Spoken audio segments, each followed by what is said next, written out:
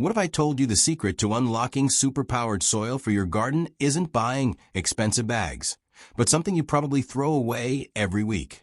Get ready to rethink composting as we build a vertical tower from cardboard, a soil building hack that will leave your plants thriving and your neighbors wondering your secret.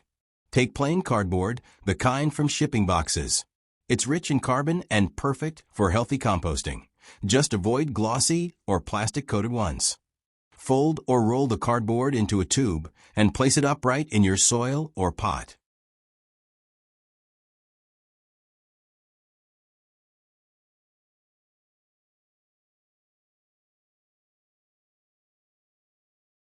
This will act as a natural compost tower.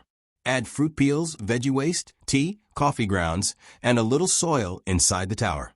Over time, it breaks down into rich compost right in your garden. As the cardboard decomposes, worms and microbes spread nutrients through the soil. The result? Healthy roots, stronger plants, and a garden that thrives naturally. No fertilizer bags needed.